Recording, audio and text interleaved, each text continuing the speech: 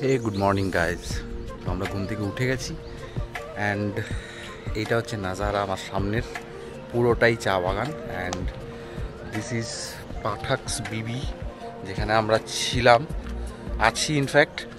কালকে যখন আমরা একটু ঢুকতে লেট হয়ে গেছিলো দেখে আমরা রুম টোর করিয়েছি, কিন্তু সামনে বাইরের থেকে দেখাতে পারিনি। সো এই হচ্ছে তার এন্ট্রি। অ্যান্ড এটা বেসিক্যালি একটা হোমস্টে। এই হোমস্টেটাতে আমরা আপাতত আছি। তো যাই হোক, একটু পরে আমরা এখনও ঘুম থেকে উঠে ব্রেকফাস্ট করিনি। তো ব্রেকফাস্ট এখানে কমপ্লিমেন্টারি আছে। যদি যেহেতু আমাদের অ্যাকচুয়ালি আজকের ডেটা হচ্ছে ফুল অন সাফারি, শুধু আমরা জঙ্গলে সাফারি করবো। অ্যান্ড তো আমাদের বলেছিল ব্রেকফাস্ট সকালে করে তারপর লাঞ্চ করতে। কালকে একটা জম্পেস ঘুম দিয়ে উঠে গেছি।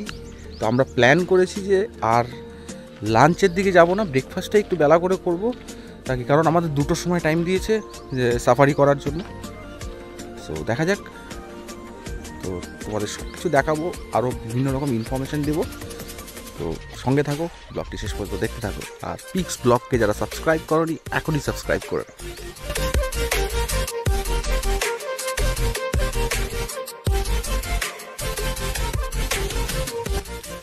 তো ঘুরতে ঘুরতে আমি একটু মেন রোডের দিকে এলাম। মেন রোড আমরা একটু ভেতর দিকে চা বাগানের সাইডটাতে আছি। আর এটা হচ্ছে মেন রোড। এইদিকে হচ্ছে আমাদের মেন আজকে যেখানে যাব সাফারি, পাঁচবাড়ি রেঞ্জের সাইডটা। আর এই পাশটার থেকে বরপেটা রোড, যেখান থেকে আসা হয়। সো এবার একটু ইনফরমেশন অ্যান্ড গাইডলাইন দেওয়া যাক অ্যাবাউট মানুষ আপনি কিভাবে আসবেন। কলকাতার থেকে যদি আপনি আসেন, সবচেয়ে বেস্ট ওয়ে হচ্ছে যদি ভায়া ট্রেন আপনারা আসেন, তাহলে আপনারা কামরূপ এক্সপ্রেস আছে, যেটা হাওড়ার থেকে ছাড়ে সন্ধ্যা 6টার সময়। সেটাতে করে আপনারা বরপেটা রোডে এসে নামতে পারেন, যেখানে আপনার মোস্ট প্রবাবলি 11:40 বা 11টা এমনি সময় আপনাকে বরপেটা রোডে নামিয়ে দেবে। অ্যান্ড সেখান থেকে আপনি টোটোও পেয়ে যাবেন। আর আপনার যেটা ওইখানকার ম্যাক্সিমো সামথিং ওই জিনিসগুলো পেয়ে যাবেন। তো ডিরেক্টলি আপনারা এখানে আসতে পারবেন। আমরা যেটা করেছি, আমরা অ্যাকচুয়ালি কামরূপে আসিনি, আমরা শিয়ালদার থেকে তিস্তা দোসরা এক্সপ্রেস আলিপুরদুয়ার এসেছি। এবং সেখান থেকে আমার দাদাভাই যেহেতু নতুন গাড়ি কিনেছে, ওর গাড়িটার একটা ট্রায়ালও হবে। তো আমরা ওখান থেকে ভায়া কার মানুষে এসেছি। আর যারা যারা ফ্লাইটে আসতে চান, তারা দুটো অপশান আছে। একটা আপনারা কলকাতার থেকে, অবভিয়াসলি কলকাতার থেকে আপনারা একটা গুয়াহাটি এয়ারপোর্টে আসতে পারেন। আর একটা আছে আপনার রূপসী এয়ারপোর্ট, সেই রূপসী এয়ারপোর্টেও আসতে পারেন। এবার আমার হিসেব মতো রূপসী এয়ারপোর্ট থেকে আপনাদের অনেকটা কমফোর্টেবল হবে, কারণ গুয়াহাটির থেকে অনেকটাই দূর, প্রায় নিয়ার অ্যাবাউট ধরে রাখুন 200 সামথিং কিলোমিটার। আর আপনি যদি রূপসীর থেকে আসেন, ওটাই 140 থেকে 160 কিলোমিটারের মধ্যে কিছু একটা হবে। তো রূপসীতে সবসময় ফ্লাইটের টিকিট অ্যাভেলেবেল পাবেন না। তো আপনাদের করলে গুয়াহাটিই করতে হবে, আদারওয়াইজ এনজিপি স্টেশন বা যেখানে আমাদের বাগডোগরা আছে, বাগডোগরার থেকেও আপনারা আসতে পারেন। তো এই বিভিন্ন রকম ওয়েতে আপনারা কলকাতার থেকে এ পাশে আসার। আর এয়ারপোর্টে হলে যেটা ফ্লাইটের, আপনারা তো যে কোনো সিটির থেকে আপনারা গুয়াহাটিতে নেমে সেখান থেকে আপনারা এইভাবে ট্রাভেল করতেই পারেন। তো ইনিশিয়াল ব্রেকফাস্ট আমাদের তো অলরেডি দিয়ে দিয়েছে, যেমন এখানে কিছু ফল আছে, ফ্রুটস, এখানে কর্নফ্লাওয়ার না, আর এখানে দুধ আছে, আর এখানে চা দিয়েছে, ওইখানে অ্যাপেল জুস আছে। তো গুড্ডু ঘুম থেকে উঠে গেছে। হ্যাঁ, খুব হেলদি ব্রেকফাস্ট দেখে মনে হচ্ছে, একদম মানে সব সাজিয়ে গুছিয়ে দিয়েছে। তো খাওয়া যাক, শুরু করা যাক। এরপরে আমরা রুটি অ্যান্ড সবজি অর্ডার করেছি। তো এইটা আপাতত ইনিশিয়ালি খাই, তারপর রুটি সবজি খেয়ে আমরা সাফারিতে বেরিয়ে যাবো। তো আপাতত আমি আর গুড্ডু ঘুম থেকে উঠেছি, আর ওই দুই কি বললাম না কিছু, দুইজন ঘুমাচ্ছে পুরো উল্টে। তো ঠিক আছে, ব্রেকফাস্টটা খেয়ে আবার ফিরে আসছি। তো সাফারির গাড়ি, আমরা সাফারিতে যাওয়ার আগে গুড্ডু আর আমি ভাবলাম একটু মানুষের যে বাঁশবাড়ি রেঞ্জের যে মেন গেটটা, সেটাতে একটু ঘুরে আসি। আর কিছু ইনফরমেশান অ্যাবাউট মানুষ গুড্ডু তোমাদের শোনাবে। বলো গুড্ডু। হ্যাঁ, মানে যা দেখলাম, দেখুন আপনারা সব কিছুই গুগলে এখন সব কিছুই দেখা যায়, সব কিছুই ওপেন। কিন্তু আমরা যেটা একটা শুনলাম, এখানে যেরকম 850 স্কোয়ার কিলোমিটার আপনার পুরো এরিয়াটা জুড়ে এই মানস টাইগার রিজার্ভ। এখানে total number of Tigers projected যেটা শুনলাম অ্যাপ্রক্স 50 বেঙ্গল টাইগার্সের মতো আছে। তারপরে কিছু এন্ডেঞ্জার্ড স্পেসিস আছে যেরকম পিগমি হগস, তারপরে যেরকম কিছু পাখি আছে হর্নবিলস, বিভিন্ন ধরনের স্পেসিস আছে, ফ্লোরা অ্যান্ড ফনা প্রচুর, মানে এখানে জানো মানে মিনিমাল স্পেসিস প্রচুর আছে। হর্নবিলটা কিন্তু আমার খুব ফেভারিট, আমার খুব ইচ্ছা মানে ওইটা যদি দেখতে পাই। হ্যাঁ, তো পিকাই একটা দূরবীনও নিয়ে এসছে, একটা বাইনোকুলারও নিয়ে এসছে, তো সেটা দিয়ে জানি না ওটা কতটা করবো, কতটা কি দেখা যেতে পারে গাছে, মানে ট্র্যাক তো অবশ্যই করবো, দেখি চেষ্টা করবো। কিন্তু এটা যদি অ্যাকচুয়ালি ক্যামেরার বড় লেন্স হতো তাহলে হয়তো জুম করে দেখানো যেত। আমি হয়তো জানি না, দূরবীন দিয়ে তো আর দেখাতে পারবো না, আমরা আমরা দেখতে পারি। চেষ্টা যদি ক্যামেরা লেন্সে দেখানো যায় অবশ্যই সেটা চেষ্টা থাকবে। আমরা কাল করে ট্রাই করেছি ক্যামেরা দিয়ে কতখানি কি দেখানো যায়, আমরা প্র্যাকটিস করেছি, তো সেটা যদি কিছু এক্সিকিউট করতে পারি আপনাদের দেখাবো। সকাল সকাল একটা জিনিস জানতে পেরেছি যে একটা রাইনো আছে এখানে, সে একটু মানে একটু উগ্র হয়ে গেছে, কি বলতে পারি, উগ্র হয়ে গেছে। হ্যাঁ, অনেক ভিডিও ভাইরাল হয়েছে ওটা লাস্ট 2 বছর থেকে। ইভেন এখানে এটা বলা হয় যে ওয়াটার বাফেলোজ, ইন্ডিয়ান গডস খুব ফেমাস এখানে, মানে খুব অ্যাগ্রেসিভ এবং খুব ফেমাস। সবাই জানি যে ইন্ডিয়ান গডস বা এই যে আমরা বাইসন বলে থাকি নর্মাল, সেটা হচ্ছে কি খুবই অ্যাগ্রেসিভ ধরনের একটা জন্তু হয়। তো সেগুলোই আর কি সব কিছু যা দেখবো একটু নিজেকেও মানে যা দেখছি ভিডিও ভাইরাল যা দেখেছি, রাইনো দৌড়াচ্ছে জিপের পেছনে, হ্যাঁ সেগুলো যদি ফেস করতে হয় অবশ্যই একটা টেনশন থাকবে, বাট এনিওয়েজ আমরা এনজয় করবো, যা দেখবো আপনাদের দেখাবো একদম ডেফিনেটলি। আর জুতোটা পরবো কি, আমি তো জুতো পরবো কি পরবো না সেটা নিয়ে খুব টেনশনে আছি। হোপফুলি জুতোটা পরতে হবে আর কি দৌড়ানোর জন্য। গুড্ডু বলছে দৌড়াতে যদি লাগে তাহলে ক্রক্সটা ছেড়ে কি জুতোটা পরবো, এইটা নিয়ে একটা খুব কনফ্লিকশন চলছে আমাদের মধ্যে। সকালে ডিসকাশন হচ্ছিল যে আমরা ক্রক্স পরে যাবো নাকি জুতো পরে যাবো, তো আমি বললাম ভাই আমরা জুতো পরেই যাবো, ইনকেস যদি দৌড়াতে হয়, কারণ অনেক ভিডিও যখন ভাইরাল হচ্ছে হাতি দৌড়াচ্ছে, বাফেলো মানে গডস দৌড়াচ্ছে, রাইনো দৌড়াচ্ছে, তো দৌড়াতে হলে পরে কি করবো, ক্রক্স পরে দৌড়ানো যাবে না, অবভিয়াসলি জুতো পরে নিজের প্রোটেকশন নিয়ে যাওয়াটাই বেটার। একদম একদম একদম। তো যাই হোক, যেটুকু বলার বললাম। এবার মানস ন্যাশনাল পার্কের মেন গেটটাতে আমরা ঢুকছি, তোমাদের দেখাচ্ছি, আর সঙ্গে থাকো, ব্লগটা শেষ পর্যন্ত দেখতে থাকো। আজকে ডে 2, আমরা সেকেন্ড ডেতে এসে আজকেই মেন ব্যাপার। তো টিল দেন টাটা।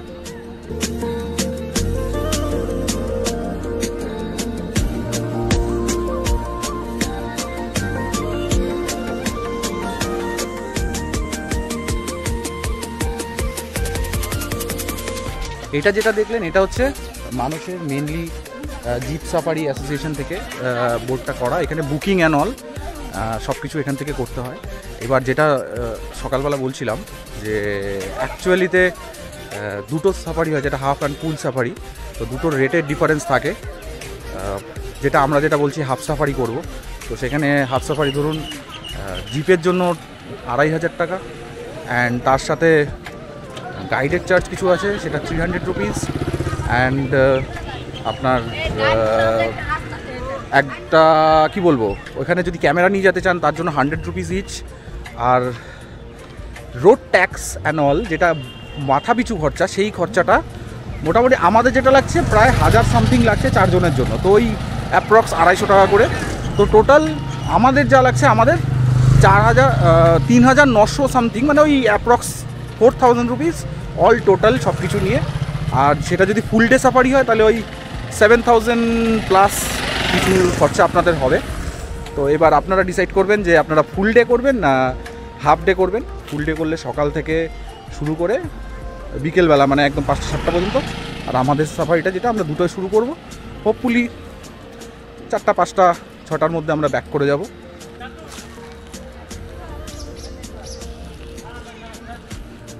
এই জায়গাটা হচ্ছে সমস্ত যত এলিফ্যান্ট অ্যান্ড ওয়াইল্ড লাইফের যত রকম পশু পাখিদের ট্রিটমেন্ট করা হয় এবং রিসার্চ করা হয় তাদেরকে নিয়ে। এই যে পুরো জায়গাটা দেখতে পাচ্ছেন, এইখানের মধ্যে এই ব্যাপারটা করা হয়।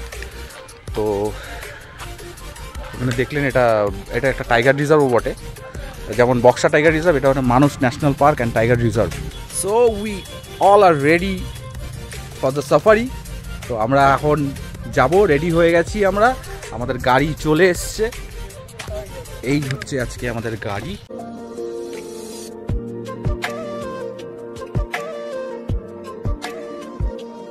সুরজ আজকে আমাদের ড্রাইভ করে নিয়ে যাবে জঙ্গলে। তো আমরা কোথায় যাব ফার্স্টে? আমরা যাব মথনগুড়ি যাব। মাথানগুড়ি? হ্যাঁ, এখন কি ধূপ আছে তো, আচ্ছা, ওর জন্য মানে এখন মাথানগুড়ি যাব। ওই জায়গায় 10-20 মিনিট জিরাবো, তারপরে ছাপাড়িতে। আচ্ছা, ওই সময়টাই পশু পাখিগুলো দেখা যায় নাকি? হ্যাঁ হ্যাঁ, যখন ধূপটা কমবে তখন মানে উডল্যান্ডের থেকে গ্রাসল্যান্ডে আসবে। আচ্ছা, মানে দেখার জন্য, তখন দেখার জন্য ভালো না? আর মোটামুটি কতক্ষণের ট্রেক হবে, মানে ট্রাভেল? মিনিমাম 3 ঘন্টা, 3 ঘন্টা হবে। আচ্ছা, মাঝখানে হল্ট ফল্ট নিয়ে? হ্যাঁ হ্যাঁ, আচ্ছা টোটাল। ঠিক আছে। তো আমাদের সাথে আজকে আমাদের গাইড দাদা যাচ্ছে আর্মস নিয়ে আমাদের সাথে, কারণ ওখানে অনেক রকম জন্তু জানোয়ার থেকে অনেক রকম রিস্ক ফ্যাক্টর থাকে, সো সেই জন্য এই দাদা যাচ্ছে, দীপঙ্কর দা। তো দীপঙ্কর দা এখানে আছে। हाँ, তো কোথায় যাচ্ছি আমরা, ফার্স্ট কাহা পে যা রা হ্যায়, मतलब हम लोग जा रहा है अभी बांसबारी रेंज के अंदर, मानस नेशनल पार्क बांसबारी रेंज के अंदर जा रहे हैं हम लोग जानवर देखने के लिए, सफारी के लिए। आप लोगों के साथ मैं गार्ड बन के जा रहा हूँ, एस्कॉर्ट बन के। सही। तो बाकी हम लोग जाते जाते বাকি ডিসকাশন অ্যান্ড কনভারসেশন जो भी होगा ওটা আমরা যেতে যেতে সম্পূর্ণ তোমাদের সাথে তুলে ধরবো এবং সঙ্গে থাকবে। তো আমরা এখন গাড়িতে উঠে যাচ্ছি। ইয়ে, হ্যালো, গুড ইভিনিং। জয় মানুষ বলে আমাদের এখন, হ্যাঁ এখন বাজে হচ্ছে 2:15। তো আমরা স্টার্ট করলাম।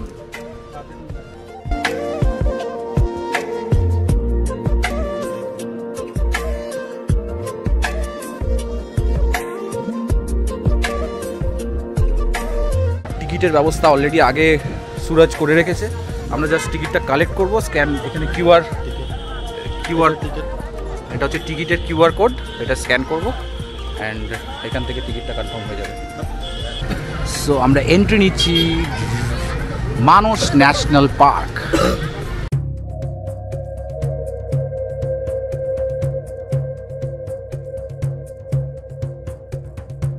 এন্ট্রি নিতে নিতেই আমরা ময়ূরের আওয়াজ শুনে নিয়েছি। এই যে ময়ূর দেখা দিয়েছে, ওই যে ময়ূর, ওই যে ওখান থেকে দেখা যাবে, এই যে ও কতগুলো ময়ূর ঢুকতেই লাভলি।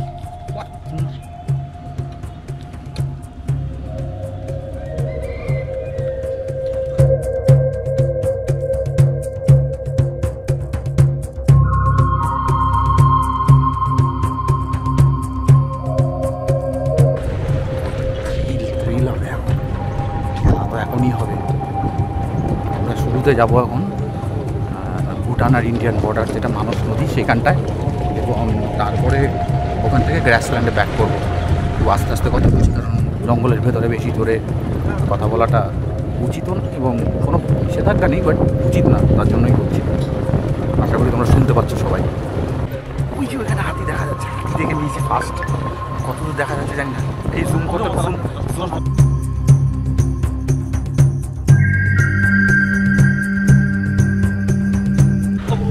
যত দেখতে পাচ্ছেন এগুলোও কিন্তু সব গ্রাসল্যান্ড, কিন্তু এগুলো বেসিক্যালি ফেব্রুয়ারি মার্চ মাসে জ্বালিয়ে দেওয়া হয়, পুড়িয়ে দেওয়া হয়, যাতে আবার নতুন করে গাছগুলো বড় হয়, নাহলে তো এটা সাইকেলের মাধ্যমে চলে এভরি ইয়ার টু ইয়ার। আমরা এখন ডিপ ফরেস্টে আস্তে আস্তে এন্টার করছি।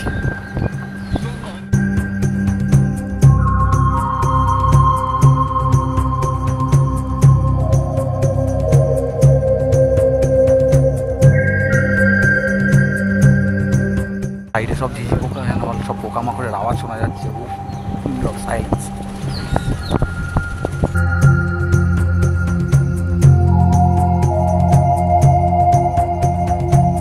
কেমন এক্সাইটমেন্ট হচ্ছে। চারিদিকে নিস্তব্ধ, চুপচাপ, আর ঝিঝি পোকার ডাক একটা আলাদা অনুভূতি, দুর্ধর্ষ।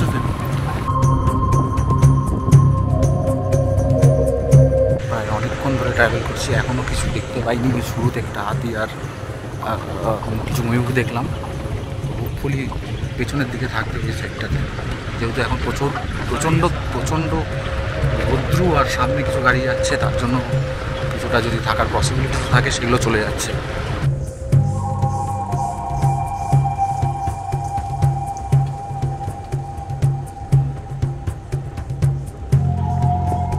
সামনে আমরা ফার্স্টেই হাতির পাল দেখেছি একটা, অনেকগুলো হাতি এখানে, প্রায় নাই করে হলে 7-8খানা হাতি হবে।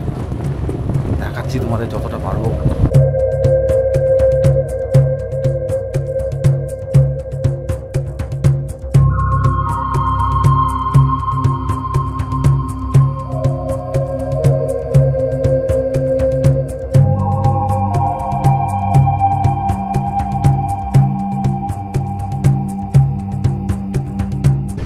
ফাইনালি হাতির পাল একটা দেখে নিয়েছি।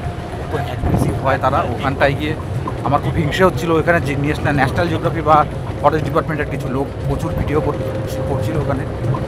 কাজ আমি যদি ওখানে করতে পারতাম আপনাদেরকে আরও ভালোভাবে দেখাতে পারতাম। একটা হরিণ দেখতে পেয়েছি, আই গেস গাড়িটা পেছানো হচ্ছে আস্তে আস্তে।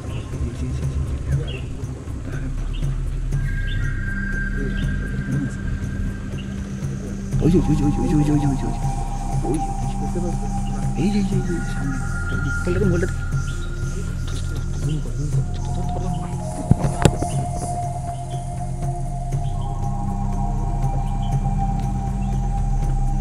খালি চোখে দেখতে পারলাম, কিন্তু ক্যামেরাতে জুম করতে গিয়ে ও চলে গেল। এটা বার্কিং ডিয়ার ছিল একটা।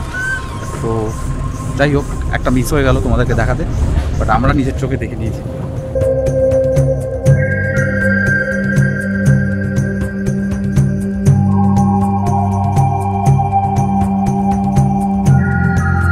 এই একটা হর্নবিল মিস হলো, বিশাল বড় হর্নবিলটা ভীষণ মিস হয়ে গেল, মানে অনেকটা বড়। গাইড দাদা আমাকে বলছিল সাউন্ড না করে হাত দিয়ে দেখি, যে আমরা দেখে যেটা হয় আর কি, এক্সপ্রেস ও এইসব আওয়াজ করতে করতেই পালিয়ে গেছে। ও এই সিনটা দেখেছেন? এইটাই হচ্ছে ভুটান পাহাড়। আমরা অলমোস্ট চলে এসেছি ওই সাইডটাতে।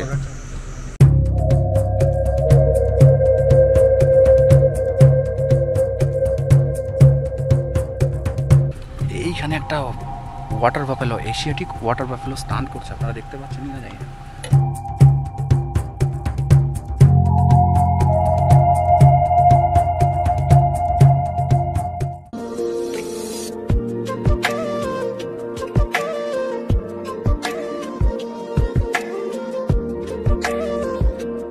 এই সামনে একটা মিউজিয়াম আছে এবং আমরা অলমোস্ট ভুটানের বর্ডারে পৌঁছে গেছি।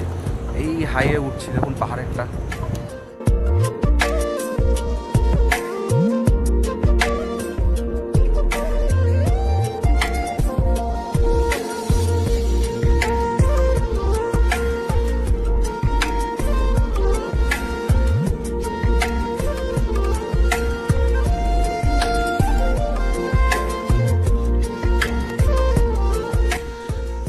এইটাই হচ্ছে মানস নদী, যেটা ইন্ডিয়া অ্যান্ড ভুটানকে ডিভাইড করেছে। ওই পাশটা ভুটান, এই পাশটা ইন্ডিয়া। সামনের থেকে চোখে না দেখলে আপনারা বুঝতে পারবেন না কি বিউটিফুল সিনারি। ও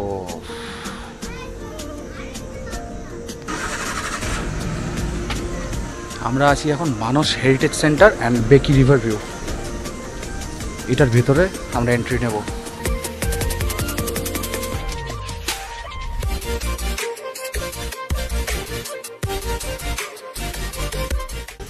আমি এই মুহূর্তে আছি বেকি রিভার ভিউ একটা জায়গায়। তো বেসিক্যালি এটা মানস রিভার, সবাই বলছে বেকি রিভারেরই, মানে ওরা অ্যাকচুয়ালি ব্রাঞ্চ এই দুটোর বিষয়ে। তো এই জায়গাটা, এই নদীটাই ভুটান অ্যান্ড ইন্ডিয়াকে ডিভাইড করেছে। তো এটা মানস রিভার। আমরা এখন ইন্ডিয়াতে আছি, ওই পার্টটা হচ্ছে ভুটান। আর ভুটানে যারা ফুল ডে যারা ট্রিপ করবেন তাদের ওই ভুটানের ওখানে গিয়ে পারমিশন করাতে হয় এবং তারপরে রয়্যাল মানসে তারা এন্ট্রি নিতে পারে। আমরা আপাতত মানসেই থাকবো। তো এখান থেকে আমরা নেক্সটে গ্রাসল্যান্ডের দিকে বেরোবো। সঙ্গে থাকো, ব্লগটা শেষ পর্যন্ত থাকো, আরও থ্রিল ইজ কামিং।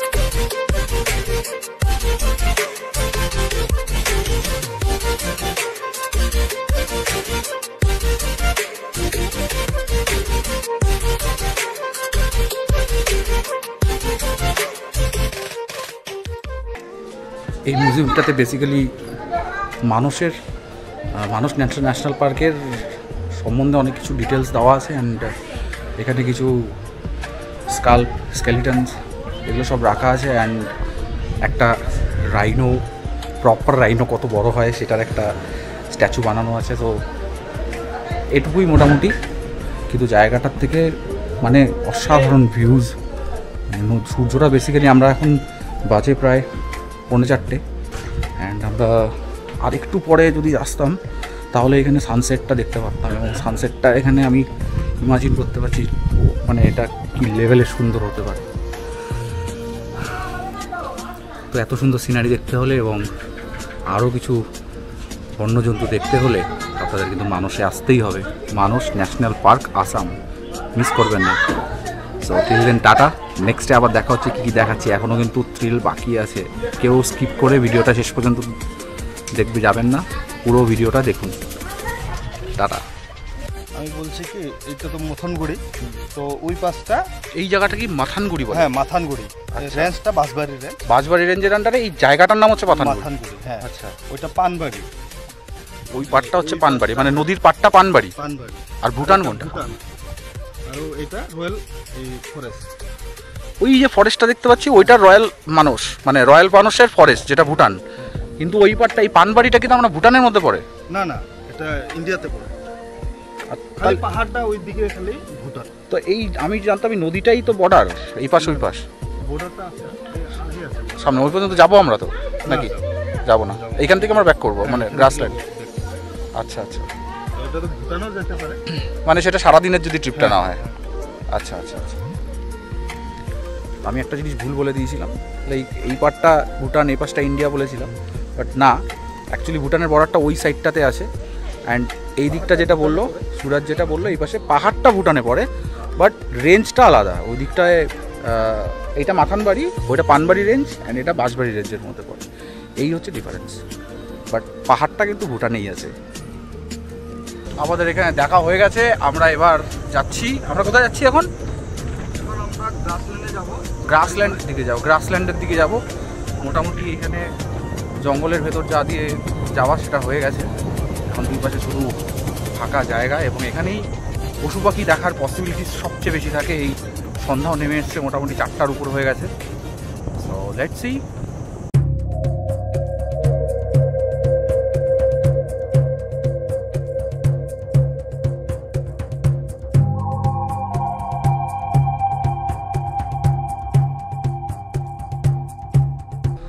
এইখানে হচ্ছে কেপ ল্যাঙ্গুর বলে এটাকে, এই বানরের একটা স্পেসিস, তাই তো? কি কেপ ল্যাঙ্গুর না?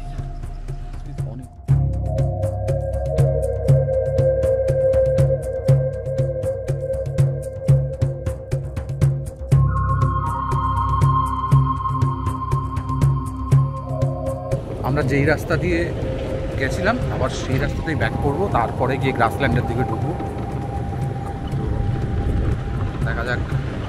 একটু আগে একটা কেপ লাঙ্গুর বানরের একটা প্রজাতি, সেটা দেখলাম। এই রাস্তাটা দিয়ে এখন আমরা গ্রাসল্যান্ডের দিকে প্রবেশ করলাম, একটা লেফট টার্ন, যদিও ভিডিওটা দেখানো হলো না। এই রাস্তাটা দেখুন, ও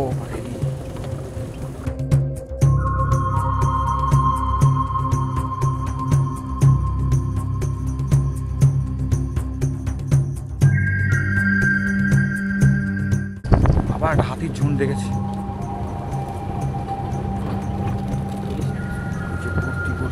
আস্তে আস্তে আমার ভিডিওটা কর।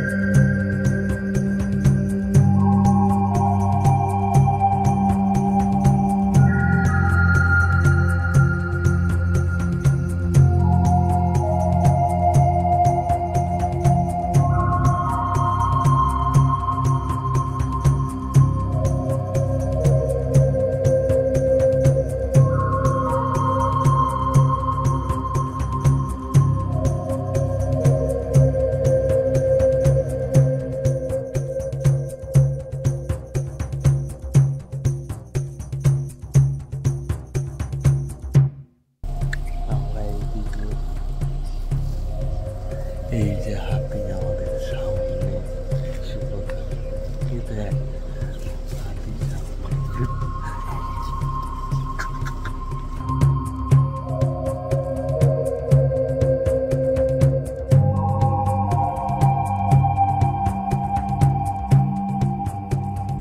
ওইখানে একটা ময়ূর পেখম তুলে, ভীষণ সুন্দর। ও কি বিউটি!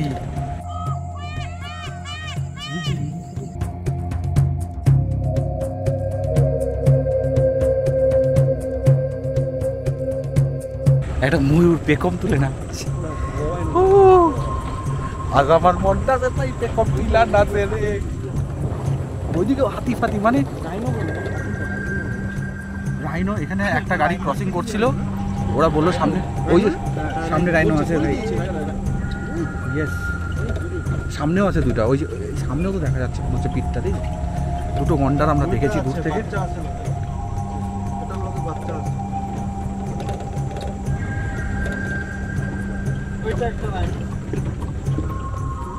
ওই যে অনেকটা দূরে।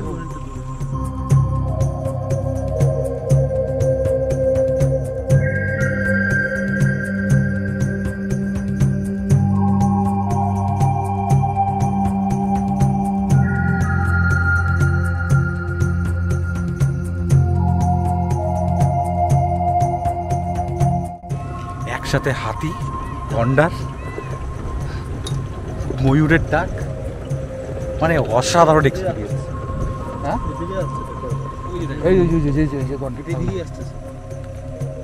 এদিকে আসছে, এদিকে হেঁটে হেঁটে আসছে, এদিকে হেঁটে হেঁটে আসছে। দেখাতে পারবো জানি না। আমরা এখন প্রচুর বেশি ডিপ ফরেস্টে চলে এসেছি, মানে এই পাশের গাছ ওই পাশের গাছের সাথে জয়েন্ট লেগে গেছে, এতটাই ক্লোজ আর এতটাই কঠিন রাস্তা।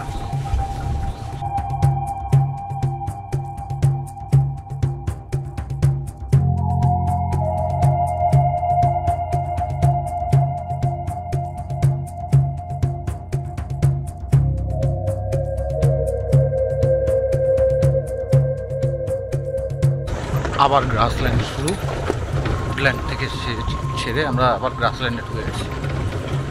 এখানে হাই চান্সেস আছে কিছু আরও ওয়াইল্ড অ্যানিম্যাল। একটা বাইসনের ঝুম দেখতে পেয়েছি আমরা। এখানে একটা আছে, কিন্তু ওইদিকে অনেকগুলো, সামনে অনেকগুলো।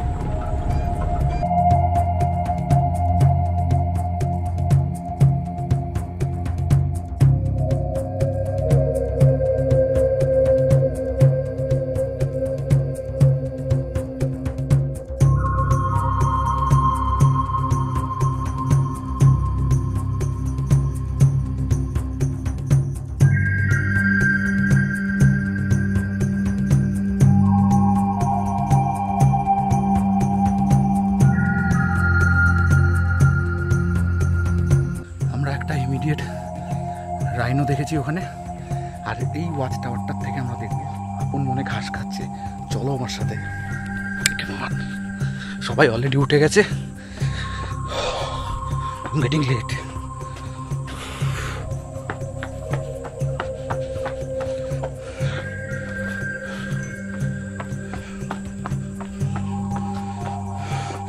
এখান থেকে কিছুটা দেখা যাচ্ছে।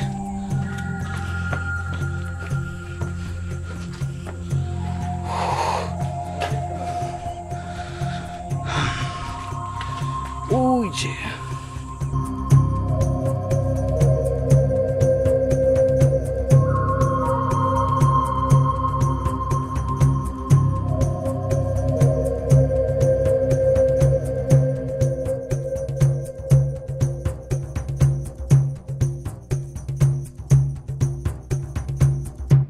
আমরা কিন্তু অলমোস্ট সব কিছুই দেখে নিয়েছি, মানে কিছু বাদ নেই।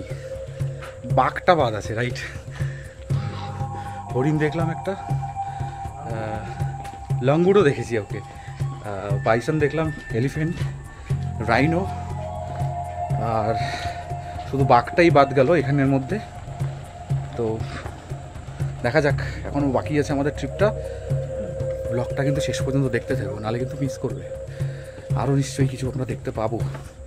তো চলো আমার সাথে। আবার এই রাস্তার মধ্যে হাতি চলে এসেছে, একটা পুরো ঝুন্ড রাস্তার ওই যে চলে যাচ্ছে।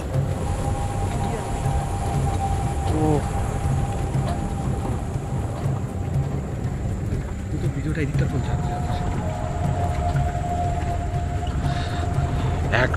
1 2 3 4 5 6 7 8 9 10 11খানা হাতি এখানে। অসাধারণ ভিউ, অসাধারণ। মানুষে না এলে আপনারা মিস করবেন 100%।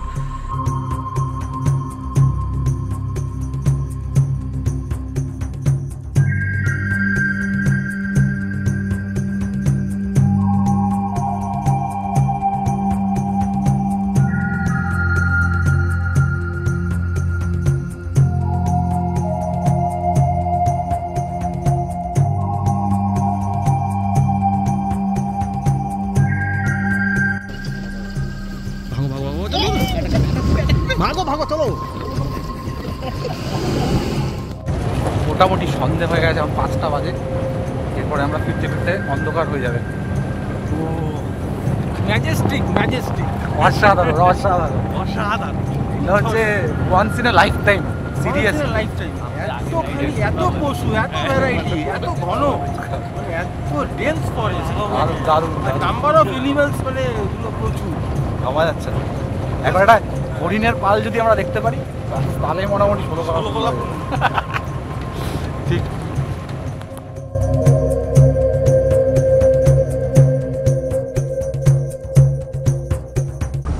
আমাদের ট্রিপ মোটামুটি শেষ। এখানে জঙ্গলের থেকে আমরা বেরিয়ে গেছি। এখন বেকি নদীর ধার দিয়ে আমরা এবার ওই যে একটা হাতি আর একটা সামনে, ও ওয়াটার বাফেলো ওই সাইডে অনেকগুলো, ওই যে নিচে পার হচ্ছে, নদী পার হচ্ছে। বাহ, এই পাশে হাতি, এখানে একটা।